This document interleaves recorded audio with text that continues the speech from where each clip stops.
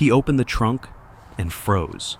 The woman inside, frail, bruised, barely breathing, was supposed to be dead.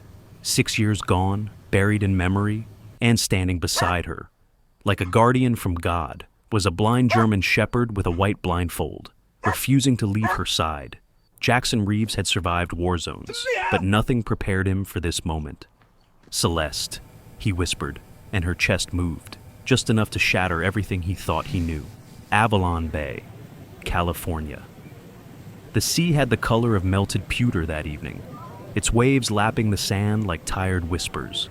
Early autumn brought with it a crisp breeze and a sky bruised with violet, casting a golden veil over the grand reopening of Avalon's shores, a luxurious coastal resort glittering like a dream against the twilight, beneath strings of fairy lights and silk canopies. The elite of Los Angeles and San Francisco laughed over cocktails and designer hors d'oeuvres. Champagne sparkled in slender flutes, violins played softly near the hedge maze, and every corner of the terrace was curated to perfection. Jackson Reeves stood at the edge of the balcony, staring out at the ocean, a glass of untouched bourbon in his hand.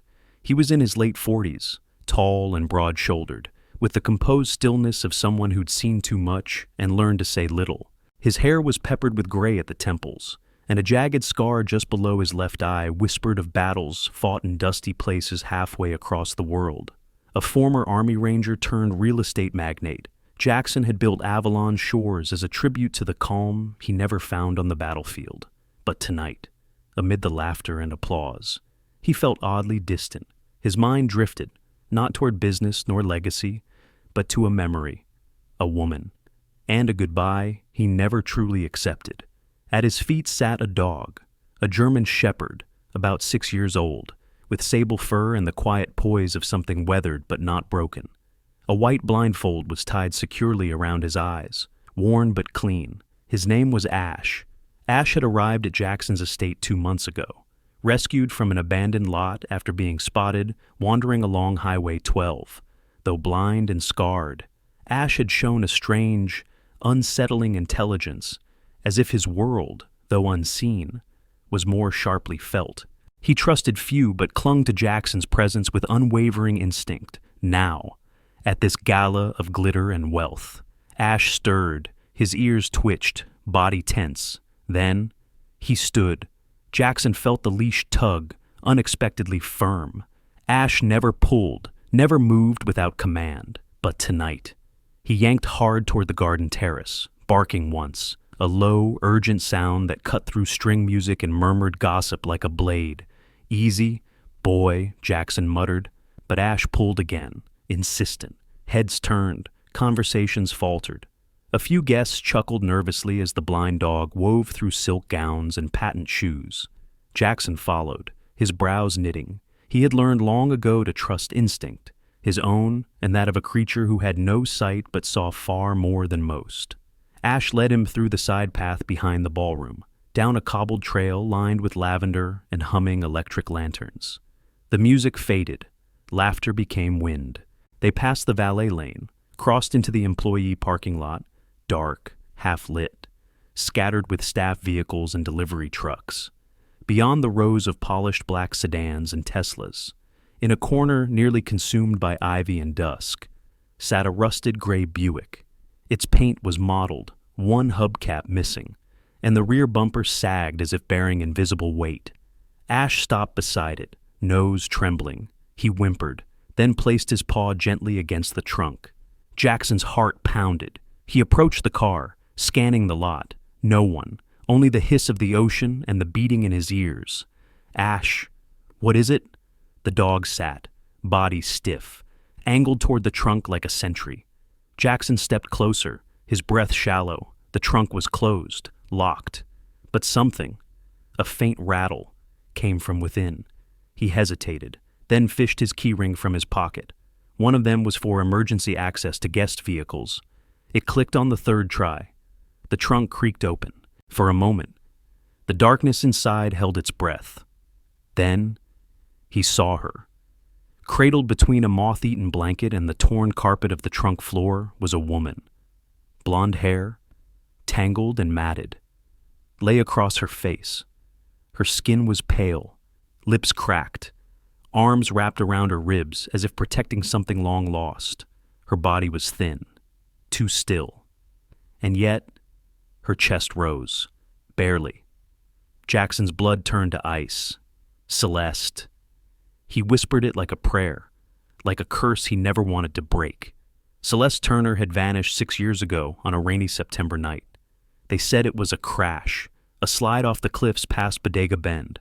The wreckage was found, twisted and burnt. But no body, no closure. Jackson had grieved, quietly and alone. A soldier too familiar with loss to demand answers no one could give. But here she was, alive, unconscious, and lying in the trunk of a car that shouldn't have been anywhere near Avalon shores. Ash climbed into the bumper well, nudging her gently with his nose, then lying beside her, as if to say, "I never left her side." Jackson reached in, fingers trembling, and touched her wrist. A pulse. Faint, but there. He didn't realize he was crying until he whispered her name again and tasted salt. The Avalon Bay Medical Center sat perched on a hill just beyond the marina, a glass-paneled building that shimmered under the moonlight like a silent observatory. The emergency room lights never slept, casting long reflections over the asphalt parking lot. Inside, the air was sterile, sharp with antiseptic and quiet murmurs. It had been 3 hours since Jackson had arrived with Celeste in his arms, Ash limping silently beside him, the white blindfold stained with dust and grief. Jackson sat in a plastic chair near the trauma bay, still wearing the dark navy tuxedo from the resort's grand reopening, though the bow tie now hung undone around his collar like a noose.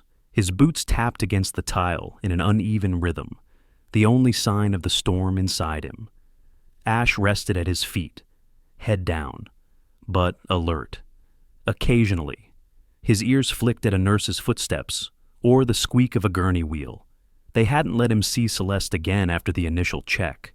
The doctors had said she was dehydrated, bruised and disoriented, but alive. She hadn't regained consciousness yet. He had given her name, his name, signed the forms, answered questions with trembling certainty and concealed rage. He couldn't shake the image of her face, pale beneath the flickering trunk light, lips parted as if frozen mid-breath, and Ash, always beside her, always guarding. Jackson glanced down at the dog again. "You led me to her," he whispered, rubbing Ash's head gently. "You knew." A quiet voice interrupted the silence. "Because he never left her." Jackson looked up. A boy stood near the wall, partially hidden behind the potted ficus, arms crossed tightly over his chest. He couldn't have been more than 15, thin and wiry, with a mop of dark brown hair that fell into his eyes and a hoodie 2 sizes too big. His jeans were torn at the knee, and one sneaker was duct-taped at the heel. He looked like a shadow, trying not to be seen. Jackson straightened. "Do I know you?" The boy shrugged but didn't move. "No, but I know him." He nodded at Ash. "I found him 2 months ago, tied to a pipe behind the old seafood warehouse on Rayner Street." Jackson's eyes narrowed. "You rescued him?" "I cut the wire with a rusted hacksaw. Took me an hour." He wouldn't stop whining. The boy stepped forward, slowly. His voice was hoarse, like someone who didn't speak often. "I gave him water. He didn't eat much. Stayed with me a couple nights under the docks.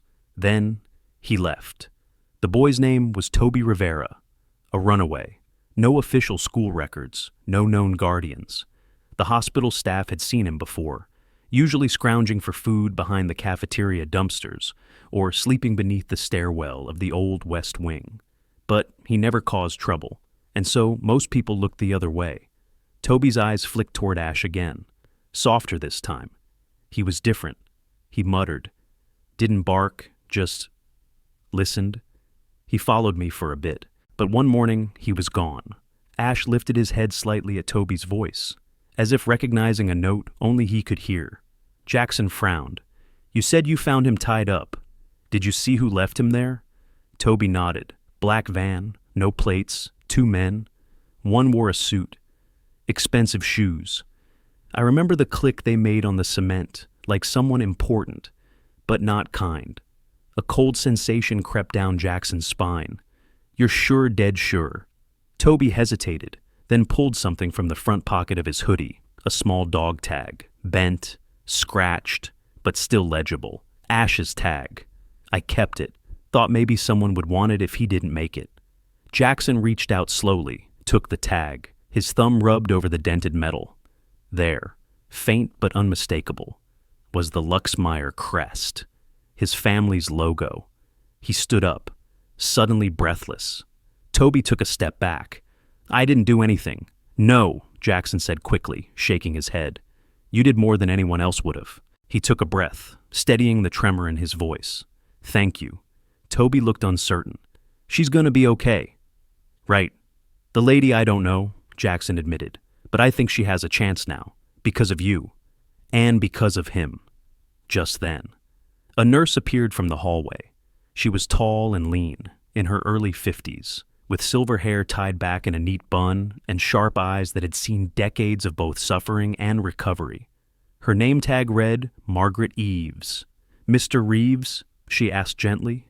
Jackson turned. Yes, she's stable, still unconscious, but vitals are improving, no signs of internal bleeding. We'll monitor her overnight. You can sit with her, if you'd like. He didn't answer right away. His chest rose once, twice. Then he nodded. Nurse Eves softened. She looked familiar, she said quietly. It took me a while, but I remembered her.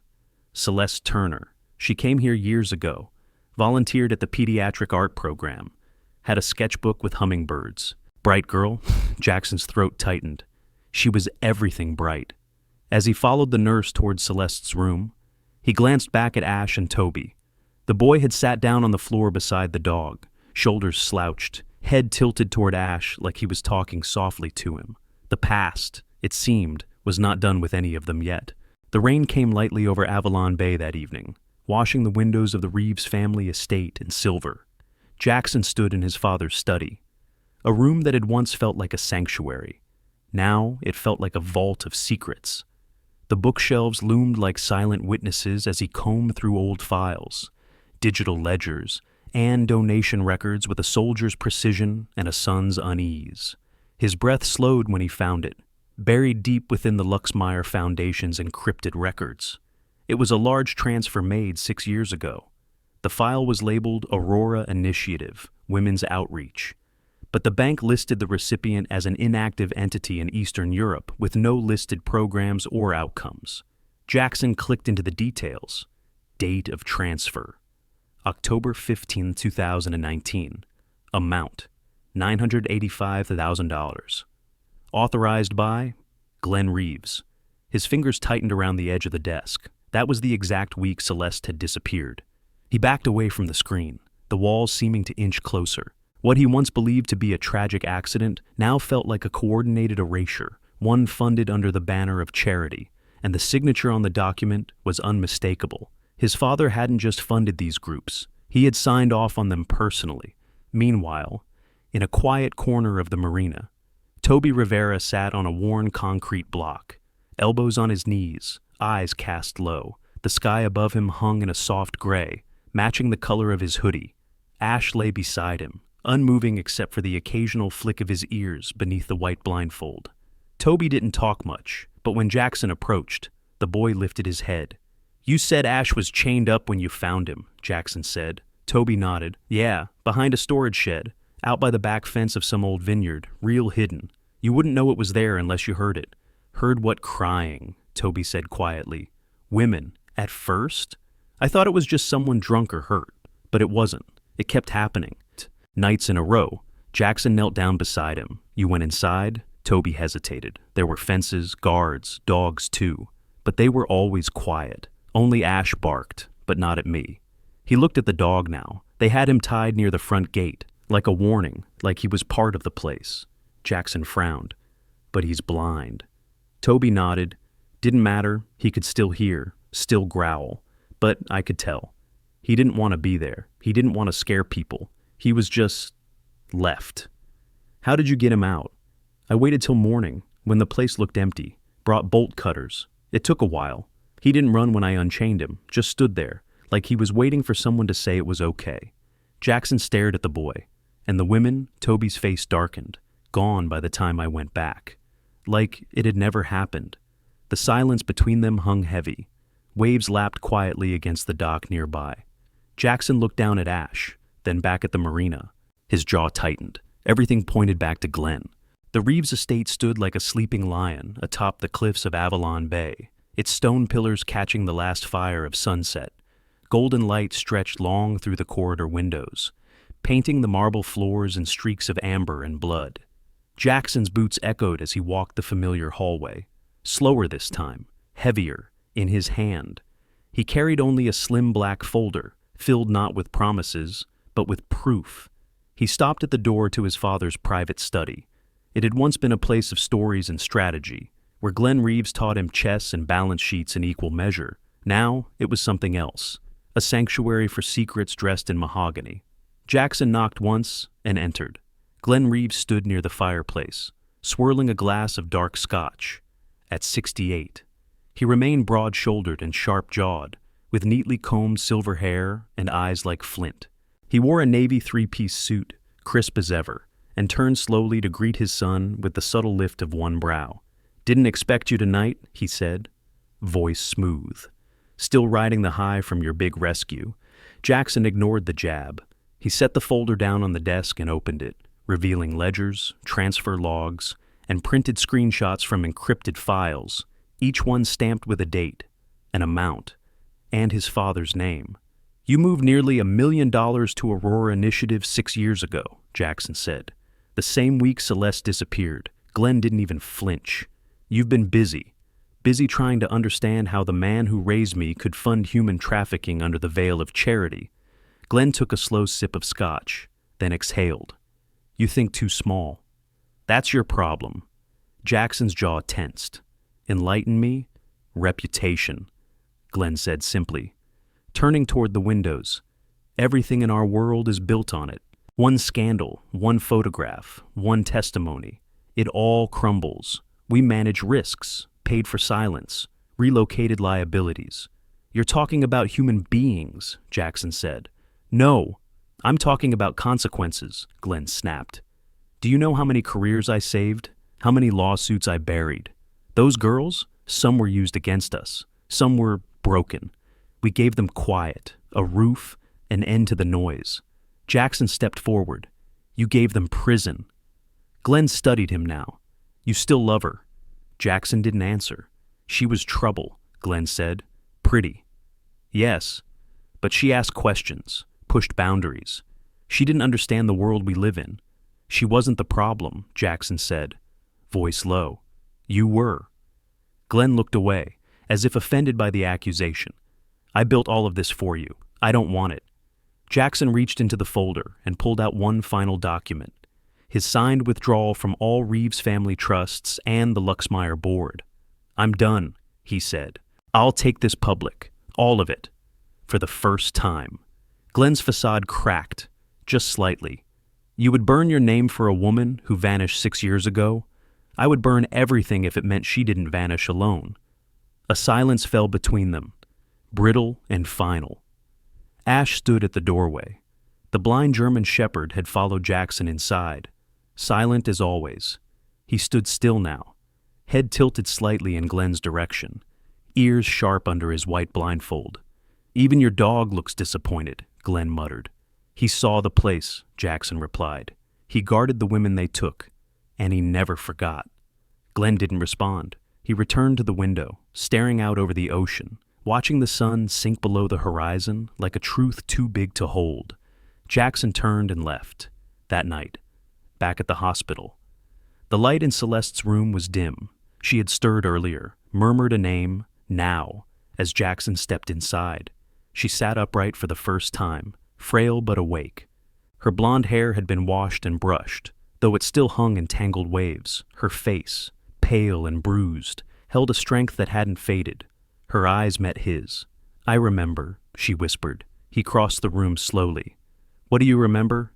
"Everything," she said. "The van, the men, the walls, but also the boy, the one who opened the gate. Toby." She nodded. "He was no older than 15. He came with bolt cutters and shaking hands, but he looked me in the eye and said, 'I'll try.' She looked at the floor, her voice catching. And Ash, he never barked at me, even when they starved him. He stayed near me. I don't know how he knew, but when they took me out back one night, he growled. They beat him for it. Jackson's fist clenched. I think, she said, slowly. He was the only one who knew I was still human. Tears pricked at the corners of her eyes. Ash and that boy, they saved me. Jackson knelt beside her, resting one hand on the blanket. You were never alone. Ash padded into the room, careful and slow. He stopped near the bed. Celeste leaned forward, extending a trembling hand. Her fingers brushed the fur behind his ears. And he leaned into her touch, sighing low. I heard your voice once, she whispered to Ash. In a dream, it kept me from disappearing. Jackson watched her, heart full and heavy. I'm going to make this right, he said softly. Celeste looked at him, not as a ghost from her past, but as someone who had refused to let go. I believe you, she said. Morning sunlight spilled across the glass front of the newly opened Ash and Light Foundation, illuminating its carved wooden sign and the soft garden path leading to the front doors. Set just outside Avalon Bay on a small hill overlooking the sea, the center had once been an abandoned art school. Now, repainted in pale stone and soft blue trim, it breathed life again, this time as a haven. Inside, the scent of paint and lavender drifted through high ceilings and quiet halls. Light poured through large windows onto soft rugs and easels. Children painted in silence, some humming, others sitting with animals by their side, therapy dogs, rabbits, and 2 small ponies brought in from a rescue farm. In the corner sat Celeste Turner, guiding a young girl through a landscape painting. Celeste had changed since waking at the hospital a month ago. Though still thin, her posture had straightened, and her voice, once tremulous, now carried the rhythm of purpose. She wore simple clothing, usually sweaters and long skirts, her hair pulled back in a loose braid, but it was her eyes that told the story, fierce, clear, and full of fire. She taught not like a teacher, but like someone who had survived the very silence the children carried. Her class adored her, outside, under a sycamore tree. Toby Rivera was stacking small wooden planters with another volunteer since being taken in by Jackson. Toby had grown into himself, his face had filled out, and his eyes, though still wary, no longer darted constantly to every sound. He had a gift for calming animals, especially those that had been abused. He rarely spoke about what happened, but every now and then. He'd sit beside Ash and whisper into the dog's ear like it was a prayer. Ash, 7 years old now, had become more than a symbol. His white blindfold had been replaced with a new one, softer, with the center embroidered in pale blue thread. Guide.